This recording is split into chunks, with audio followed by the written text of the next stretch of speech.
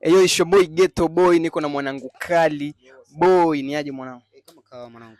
Mambo ni aje? Mambo ni fresh. Hebu niambie ni kitu gani ambacho ulishakutanaga nacho kwenye nyumba za kupanga mpaka mwenyewe ukasema bana da hii ni fezea?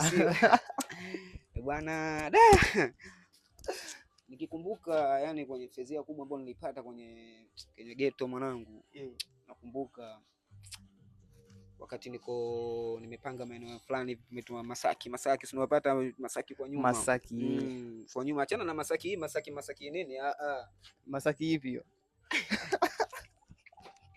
Umeshanielewa Bwana, tuendelee na story, au sio bwana? Bwana, kitu kikubwa ambacho mimi nilikutana nacho ni fezea kwangu.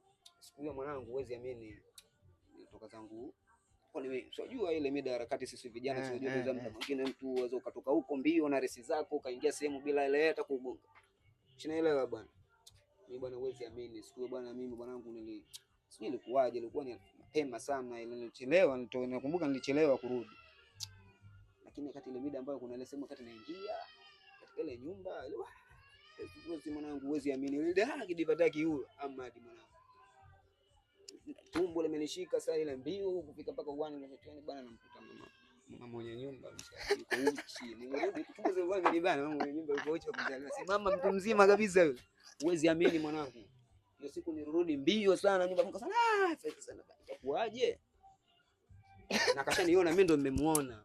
Unaona kizaazaa hicho, kitu kingine ni aibu kuvisema kwenye nini, ushanielewa? Lakini kusema kwa kweli fezia tumekutana nazo nyingi sana. Nakubali. Karibu. Msanii gani wa Bongo namkubali?